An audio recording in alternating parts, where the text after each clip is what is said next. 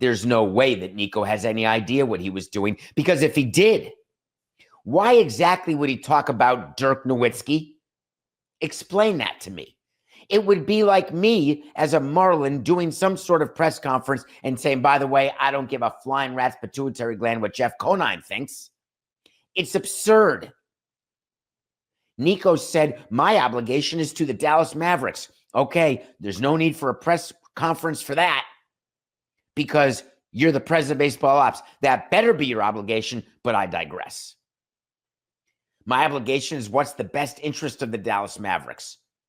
Okay, so far I'm not learning much. Then he went off the reservation. He said some of those decisions are going to be unpopular, maybe to Dirk and maybe to the fans. But again, my obligation is to the Dallas Mavericks.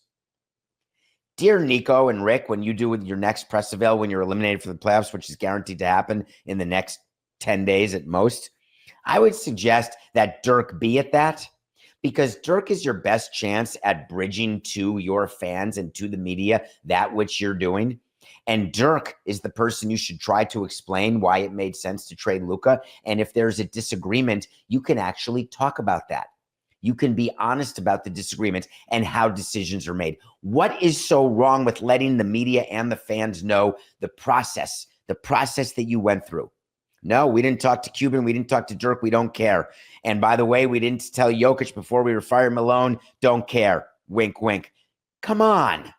We always had time when we made these crazy trades or did the things that I did. We had time to speak to whoever we wanted to. And if we didn't speak to them, it's because we didn't want to. And if you didn't want to and don't want to, keep it to yourself. Don't do this cockamamie press avail and talk about something that may be unpopular to Dirk, because then you force Mark Cuban, which you don't want him to do, to publicly respond to defend Dirk, which he did. So now you've actually gone backwards. But it didn't stop them from continuing, because Harrison said, there's no regrets, Frank Sinatra, on the trade. I did it my way.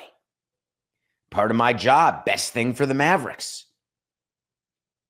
And then he said, I would do it again. That's the interesting part about this. When asked whether he would make the trade over, when asked whether or not he regrets the trade, he said, like I said, going forward, defense wins championships, and we're built on defense. This trade cements us for that. I'll say it again, he said, defense wins championships. Do you know what's really cool about saying that? Because here's what I used to say. I used to say pitching and defense wins rings. And then we won a ring really soon after saying it. So I was allowed to keep saying it, even when we didn't have enough pitching.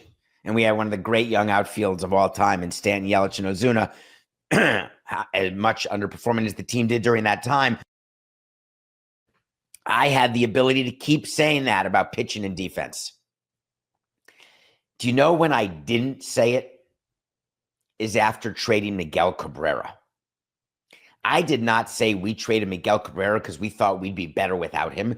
I didn't say we traded Miguel Cabrera because we thought that he was going to be overweight or wasn't going to win a Triple Crown or wasn't going to win another World Series.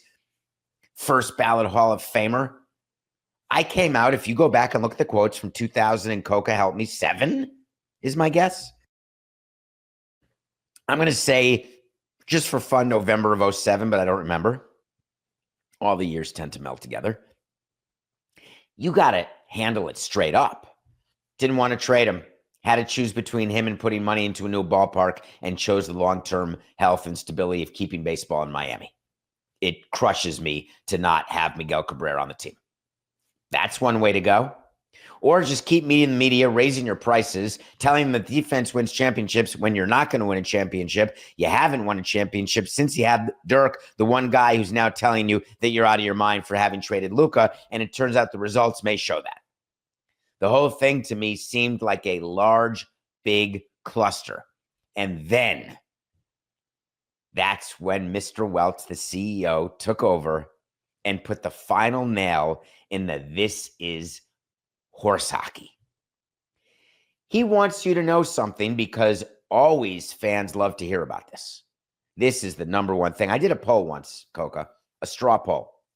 How much do you want to hear about owners losing money? 100 people surveyed. Top 2 answers on the board. Do fans want to hear about owners losing money? Yes. Survey says, buzzer. Do fans want to hear about owners losing money? Never. What does it say? Ding, number 1. Number 2 answer on the board is no. Never and no. Yet, Rick Welts meets the media and says, I don't think those 100 people surveyed actually are the real 100 people, so let me explain what happened here. We have a renewal rate of 75 to 85%, he said. 75% to 80% of season ticket members have already renewed their tickets for next season. The thing about that is, here's the information we don't have. When you sign a 3-year contract to have a ticket or a suite or a box, we get to count you as a renewal every year. You can't cancel. It's already a done deal. It's a long-term contract. It would be like having a 10-year naming rights deal, and after each year announcing, we've got a naming rights deal. Or it would be the Mets having 15 press conferences in a row every year saying, we signed Juan Soto. The first one was more effective. The others are less interesting. Still cool you have them. Now, the regular renewal rate for crappy teams, we were always in that range. And we had very few season ticket holders, and our teams weren't very good very often.